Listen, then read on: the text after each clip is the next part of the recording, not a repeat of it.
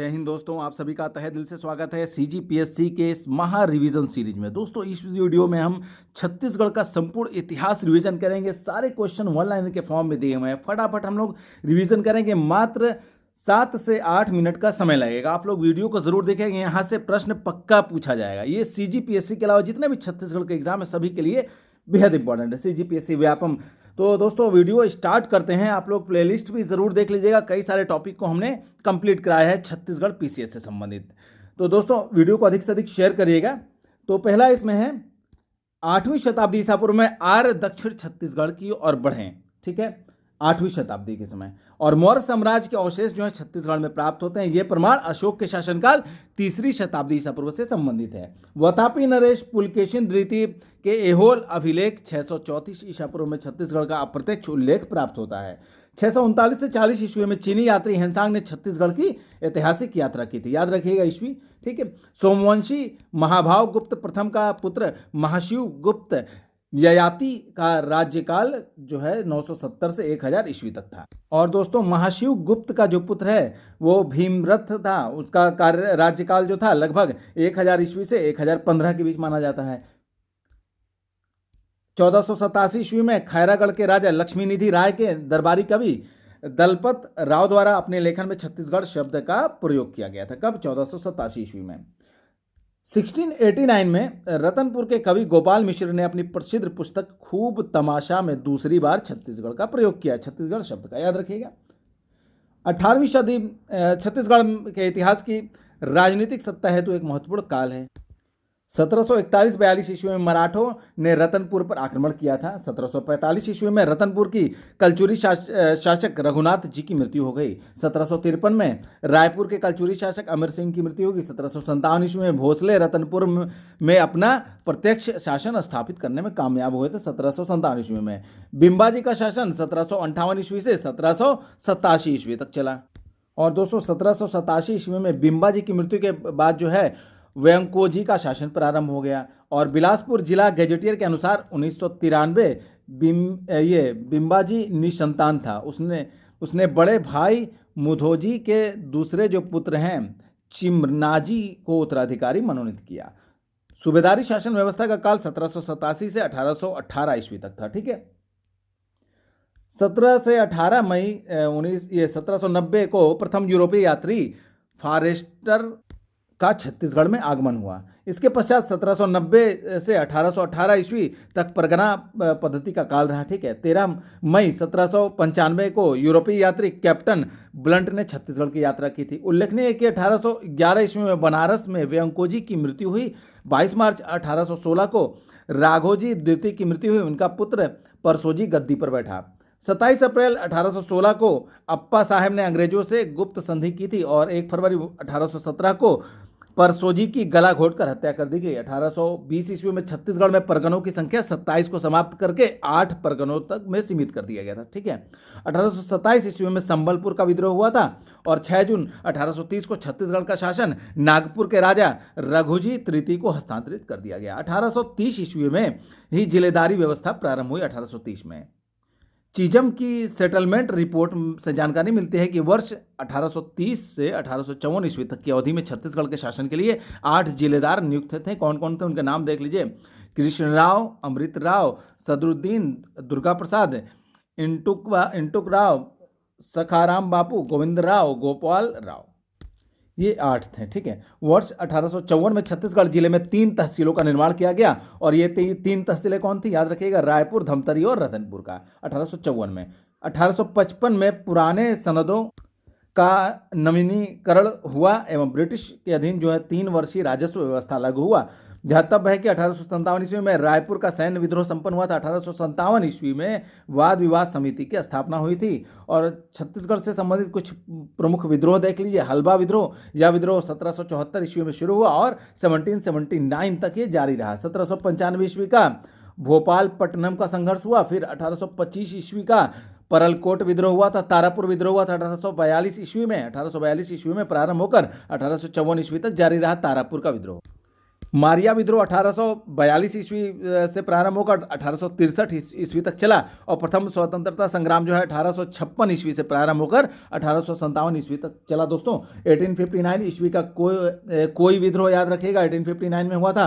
1876 ईस्वी में मुरिया विद्रोह हुआ और रानी विद्रोह जो हुआ 1878 ईस्वी में प्रारंभ हुआ था और 1882 ईस्वी तक चला था। और 1 फरवरी तहसीलों का पुनर्गठन हुआ। ये तहसीलें कौन सी थी? रायपुर थी, धमतरी थी, धगदा, नवागढ़ और रतनपुर। और 2 नवंबर 1861 को मध्य प्रांत का गठन किया गया। 1862 ईस्वी में छत्तीसगढ़ को स्वतंत्र संभाग का दर्जा दिया गया था और इसका मुख्यालय रायपुर को बनाया गया था। 1864 ईस्वी में रायपुर शहर के पहले स्कूल छोटापारा स्थित शासकीय बहुउद्देशीय उच्चतर माध्यमिक शाला रायपुर की स्थापना की गई। 1865 ईस्वी में छत्तीसगढ़ के 14 जमींदारों को रियासत प्रमुखों के रूप में मान्यता दी गई। 1875 में आपका राजनांदगांव के महंत घासीदास द्वारा रायपुर शहर में महंत घासीदास स्मारक संग्रहालय का निर्माण कराया गया। और 1887 ईस्वी में विक्टोरिया जुबली टाउन हॉल का निर्माण प्रारंभ किया गया। और 1887 ईस्वी में कांग्रेस अधिवेशन में 4 सदस्य छत्तीसगढ़ से भाग लिए थे। कितने? 4 सदस्य भाग लिए थे दोस्तों कांग्रेस अधिवेशन में 1887 में, याद रखिएगा। 1891 ईस्वी में कांग्रेस अधिवेशन में 5 सदस्य ने छत्तीसगढ़ से प्रतिभाग किया था। और इन सदस्यों में शामिल कौन कौन थे? CM ठक्कर जो कि रायपुर से शामिल थे, माधव राव स्प्रे जो कि बिलासपुर के थे, राम दयाल तिवारी रायपुर के थे और बद्री प्रसाद साव जो बिलासपुर के थे, डोमार सिंह नंदवंशी ये धमतरी के थे। 1892 ईस्वी में काउंसिल एक्ट 1892 के अनुसार एक सदस्य मध्य प्रदेश राज्य से सम्मिलित था। 1897 ईस्वी में अमरावती कांग्रेस अधिवेशन में अध्यक्षता C शंकरन नायर द्वारा की गई, जबकि इसके स्वागत समिति के अध्यक्ष गणेश श्रीकृष्ण खापड़े छत्तीसगढ़ से थे, याद रखिएगा। 1899 ईस्वी में छत्तीसगढ़ के रायपुर में रीडिंग क्लब की स्थापना की गई। 1900 ईस्वी में माधवराव स्प्रे ने छत्तीसगढ़ मित्र नामक पत्रिका का शुभारंभ किया था। और माधवराव स्प्रे ने पेंड्रा से श्री रामराव चिंचोलकर के साथ मिलकर हिंदी पत्रिका छत्तीसगढ़ मित्र का संपादन और प्रकाशन शुरू करते हुए छत्तीसगढ़ में पत्रकारिता की बुनियाद रखी थी। और बिलासपुर से पहला स्वतंत्रता आंदोलन को नेतृत्व देने वालों में ताराचंद्र थे, याद रखिएगा। और दोस्तों वर्ष 1905 में प्रशासनिक परिवर्तन संपन्न हुआ तथा 5 रियासतों का निर्माण हुआ। ये रियासतें कौन कौन थी? चांगम खार, कोरिया, सरगुजा, उदयपुर, जशपुर।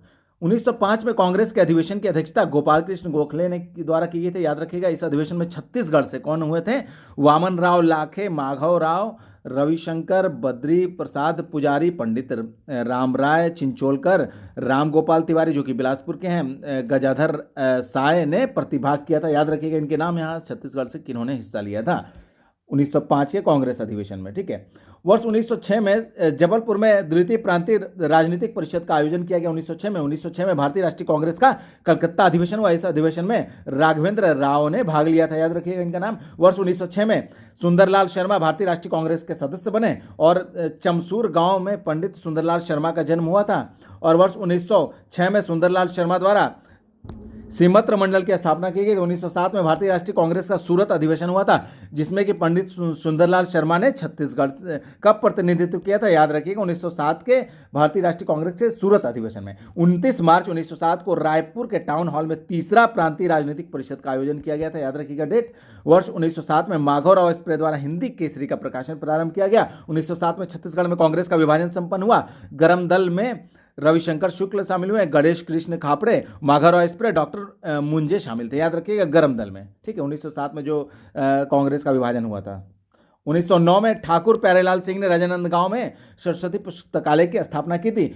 और वर्ष 1910 में छत्तीसगढ़ में स्वतंत्र शिक्षा विभाग की स्थापना की गई। 1910 में ठाकुर प्यारेलाल सिंह द्वारा अर्ध साप्ताहिक पत्रिका राष्ट्रबंधु का प्रकाशन प्रारंभ किया गया। 1915 में कुंज बिहारी अग्निहोत्री के द्वारा बाल पुस्तकालय भवन की स्थापना की गई। 1917 में बाल गंगाधर तिलक का रायपुर, बिलासपुर, दुर्ग आगमन हुआ था। 1918 में राष्ट्रवादी कवि और साहित्यकार रविंद्रनाथ टैगोर का बिलासपुर में आगमन हुआ था, याद रखिएगा। 1918 में पहली बार पंडित सुंदरलाल शर्मा ने सर्वप्रथम स्वतंत्र छत्तीसगढ़ की कल्पना की थी। 1918 में पहली बार पंडित सुंदरलाल शर्मा ने 1920 में राजनांदगांव में प्रथम बीएनसी मिल मजदूर हड़ताल संपन्न हुई थी। 1920 में सबसे क्रांतिकारी घटना हुई थी जब दिसंबर 1920 में गांधी जी का प्रथम छत्तीसगढ़ आगमन हुआ था। देखिए 1920 में गांधी जी छत्तीसगढ़ आए थे पहली बार, याद रखिएगा 1920 में, दिसंबर 1920 में, बहुत इंपॉर्टेंट है, पूछा गया है कई बार प्रश्न। वर्ष 1921 में डॉक्टर राजेंद्र प्रसाद चक्रवर्ती राजगोपालाचारी सुभद्रा कुमारी चौहान का छत्तीसगढ़ आगमन हुआ था, यह भी याद रखिएगा। वर्ष 1922 में माखनलाल चतुर्वेदी को केंद्रीय जेल जबलपुर में स्थानांतरित किया गया। और वर्ष 1922-23 में पंडित सुंदरलाल शर्मा द्वारा श्री कृष्ण जन्म स्थान पत्रिका जेल पत्रिका का प्रारंभ किया गया। वर्ष 1923 में झंडा सत्याग्रह प्रारंभ हुआ था। 1923 में कांग्रेस का काकीनाडा अधिवेशन जो कि आंध्र प्रदेश में हुआ था, इसके अतिरिक्त दुर्ग में जिला कांग्रेस का अधिवेशन भी उस समय संपन्न हुआ था 1923 में ही, ठीक है। दुर्भाग्यपूर्ण स्थिति यह रही कि वर्ष 1924 में धमतरी में हिंदू मुस्लिम दंगा घटित हुआ। वर्ष 1924 में द्वितीय बीएनसी मिल मजदूर हड़ताल संपन्न हुआ 1924 में। 1930 में सविनय अवज्ञा आंदोलन रायपुर में संपन्न हुआ जिसमें पंडित रविशंकर शुक्ल जी ने नमक कानून तोड़ा। 29 जनवरी 1932 को छत्तीसगढ़ में पेशावर दिवस मनाया गया था और 4 अगस्त 1932 को रायपुर के गांधी चौक में बंदी दिवस का आयोजन किया गया। 1932 में धमतरी में आंदोलन हुआ। इसी वर्ष बिलासपुर दुर्ग में भी आंदोलन हुआ था। 1933 में गांधी जी का दूसरी बार छत्तीसगढ़, गांधी जी कब आए थे? दूसरी बार छत्तीसगढ़ गांधी जी 1933 में आए थे, याद रखिएगा। वर्ष 1935 में डॉक्टर राजेंद्र प्रसाद का दूसरी बार छत्तीसगढ़ आगमन हुआ था, ठीक, 1935 में। 1935 में युगांतरकारी घटना तब घटी जब पंडित जवाहरलाल नेहरू का रायपुर आगमन हुआ, कब? 1935 में। वर्ष 1937 में रविशंकर शुक्ल द्वारा शिक्षा मंदिर योजना का शुरुआत हुआ था। अगस्त 1938 में पंडित रविशंकर शुक्ल ने मध्य प्रांत एवं बरार के मुख्यमंत्री का कार्यभार ग्रहण किया। वर्ष 1938 में छुई खदान जंगल सत्याग्रह हुआ था, कब? 1938 में। 1939 में बदरा टोला जंगल सत्याग्रह हुआ था 1939 में। 1942 में रायपुर डायनामाइट कांड हुआ था। दुर्ग कचहरी आगजनी की घटना हुई थी। रायपुर षड्यंत्र केस, मलकानपुर की घटना आदि घटनाएं हुई थी, कब? 1942 में, याद रखिए 1942 वाली घटनाएं। वर्ष 1946 में प्यारेलाल के नेतृत्व में council of action of Chhattisgarh का गठन किया गया था। वर्ष 1947 को राजकुमार कॉलेज रायपुर में ईस्टर्न स्टेट यूनियन का गठन किया गया था 1947 में। दोस्तों आई होप कि वीडियो आपको अच्छी लगी होगी। वीडियो जरूर देखिएगा समय निकालकर, 8 से 10 मिनट का समय निकालकर, ठीक है, बहुत इंपॉर्टेंट है ये। और वीडियो को शेयर कर दीजिएगा, कमेंट करके बताइएगा वीडियो कैसी लगी। और दोस्तों एग्जाम के लिए आप सबको बेस्ट ऑफ लक। मिलते हैं अगली वीडियो में, तब तक के लिए जय हिंद।